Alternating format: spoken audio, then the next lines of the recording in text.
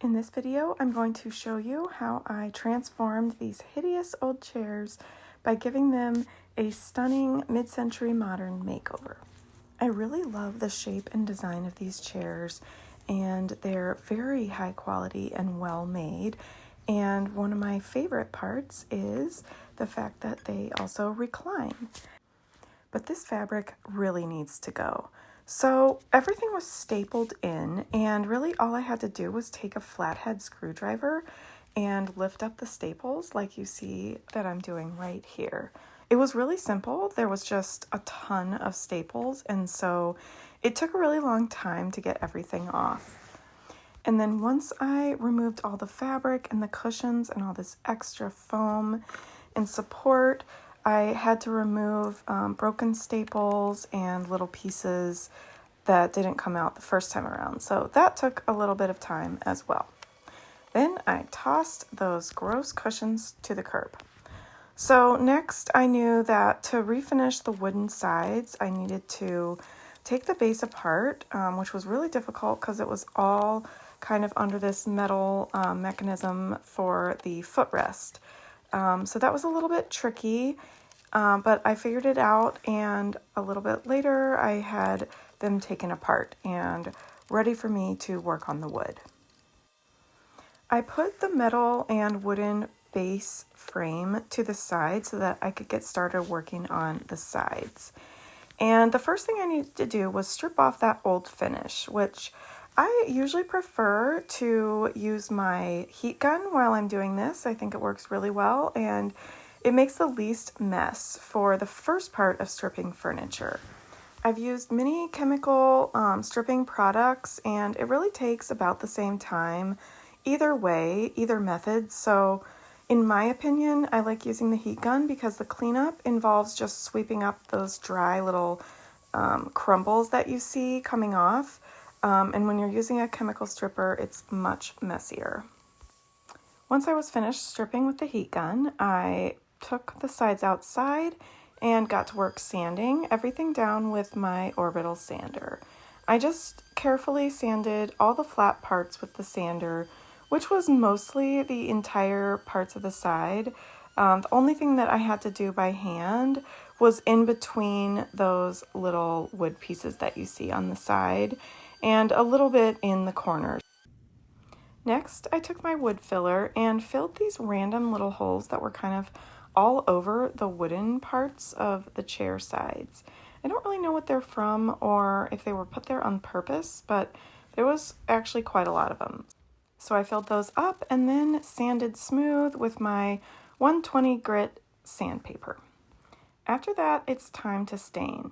I'm using Varathane Wood Stain in Dark Walnut, one of my favorite shades and a very popular color.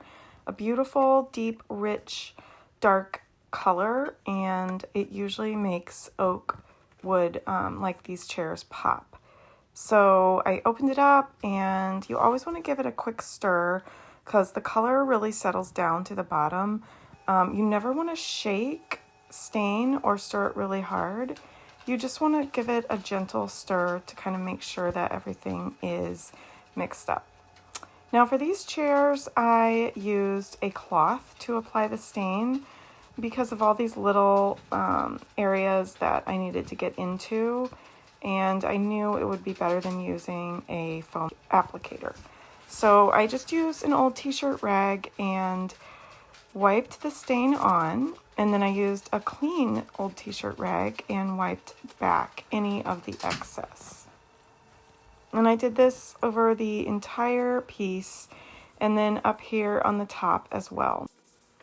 So I waited about 4 hours after applying the first coat of stain, and then I did another coat of stain on this top part of the armchair and on all the main parts because I really wanted the most noticeable areas of the chair to really pop with that gorgeous detail and that wood grain. I finished that first one and then got to work on the next 3. Next, I got to work on the bases, which I didn't really take much video for, but basically I was just sewing and stapling for a very long time. Once the dark walnut stain was dry, I was ready to apply this triple thick polyurethane top coat in a satin finish. And I love this for high traffic pieces because it's nice and thick and it really does a great job of protecting the wood. It lays nice and smooth, and then it just gets you that one coat application that you need instead of doing multiple coats of a regular poly.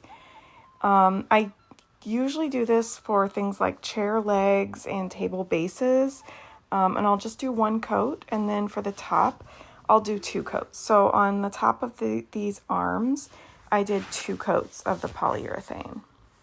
And I like to use this foam applicator. You can get these on Amazon or any craft store or hardware store, and they're really inexpensive and they work really well, and they just help level out the paint really well. I actually like using them better than a regular paintbrush because I'll just throw them away after I'm finished with the project instead of trying to clean the polyurethane out of a paintbrush. It kind of takes a lot of time, so that's why I like to use these, because I think they work just as well, and then I can just toss them when I'm done and not worry about the cleanup. One of my best tips when applying polyurethane is to sand in between coats with a high grit sandpaper. So the lowest you want to go would be a 220. I usually use 400 or 800, but for this triple thick poly, a 220 grit sandpaper will work just fine. So give it a light sanding, wipe down any of the dust or residue, and then just go ahead and apply that second coat. Here I am finishing up with my stapling, just getting that felt protector on so that I can finish putting the vinyl faux leather on the back.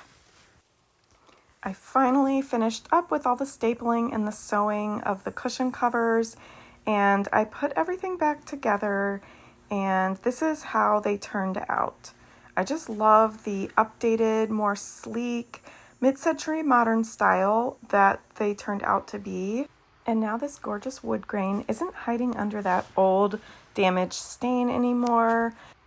Everything is all tucked in and nice and sleek.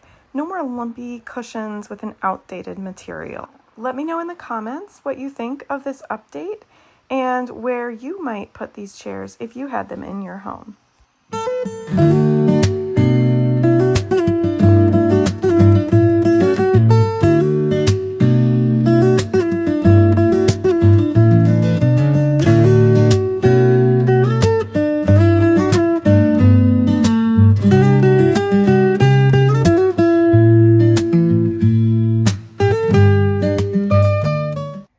Hi, I'm Chloe, and thank you so much for watching my videos and supporting me. I'm so glad you're here with me.